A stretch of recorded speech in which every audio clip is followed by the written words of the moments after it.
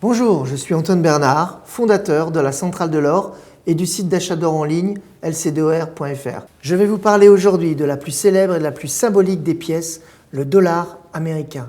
Je vous emmène avec moi rejoindre notre monsieur LCDOR qui vous explique tout de façon simple et ludique. Maintenant, je lui passe le relais, à toi de jouer.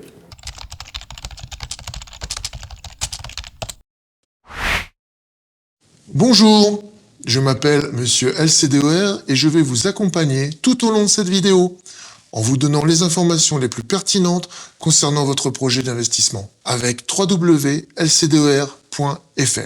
Nous allons parler du célèbre dollar américain.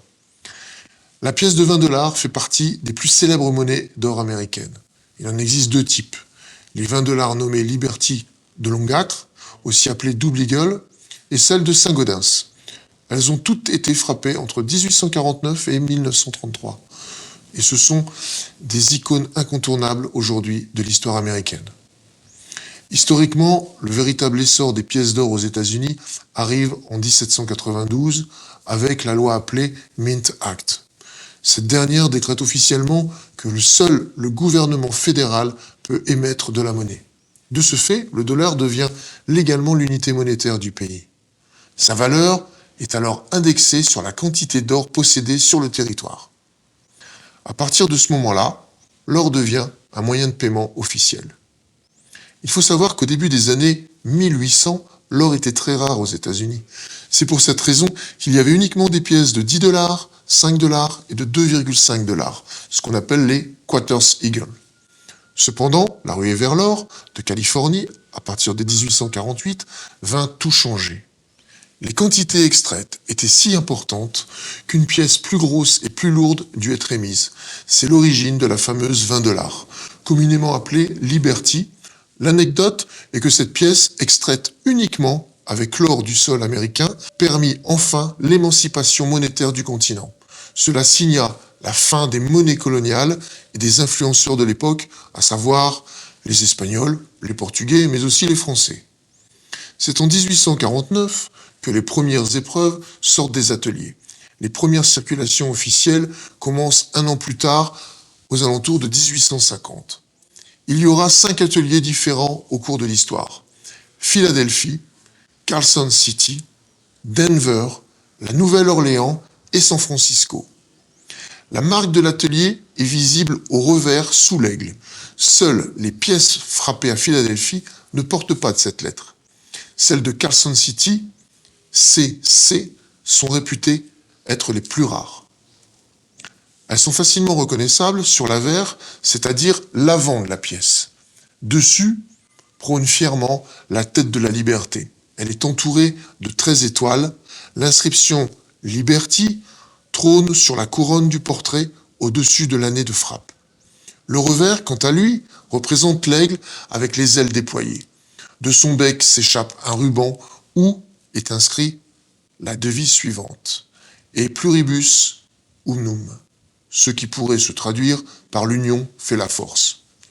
Si l'on regarde en détail, on peut distinguer à droite une branche d'olivier pour le symbole de la paix, et à gauche 13 flèches comme symbole de guerre. À cela s'ajoutent 13 étoiles au-dessus de la tête de l'oiseau, couvert par les rayons du soleil. Il apparaît que certains y voient même un caractère divin. Il s'agit d'une pièce d'investissement les plus célèbres au monde, c'est incontestable. Voilà globalement pour les grandes lignes de la 20 $ Liberty. Parlons maintenant de sa petite sœur, la 20 $ Saint-Gaudens. Cette pièce est sortie grâce à la volonté du président Roosevelt, qui voulait une nouvelle création correspondant plus à sa passion pour les antiquités grecques. Il décida donc de modifier la 20 $ dans ce sens. La Liberty change totalement sa représentation et est cette fois-ci debout et en situation de marche. Le soleil la soutient et l'éclaire par l'arrière, soutenant dans ses mains la flamme de la liberté et le fameux rameau d'olivier. L'aigle de l'avers est également modifié pour cette fois et apparaît de profil, les ailes déployées à travers les rayons du soleil.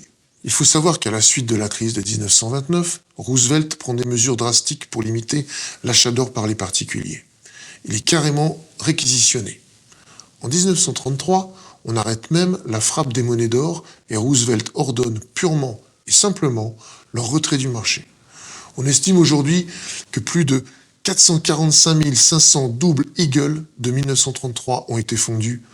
Par la suite, quelques très rares doubles Eagle millésimés 1933 réapparurent et sont devenus donc extrêmement rares. Voyons maintenant les caractéristiques de cette pièce. Chaque pièce pèse 33,43 grammes pour un titrage de 900 millièmes. On estime qu'il en existe plus de 60 millions d'exemplaires à travers le monde.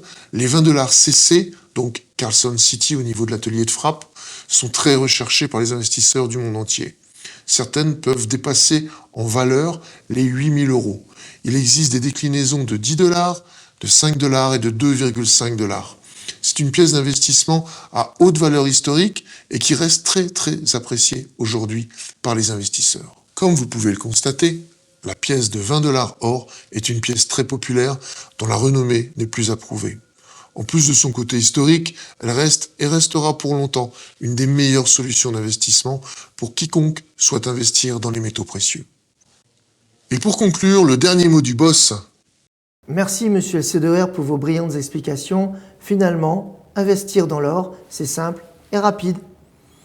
Vous désirez protéger votre épargne tout en profitant de la hausse des cours? C'est maintenant. Contactez-nous au numéro vert qui s'affiche ou commandez directement sur notre site www.lcdor.fr. Un conseiller est à votre écoute du lundi au samedi de 9h à 20h. Et à très bientôt pour de nouvelles découvertes.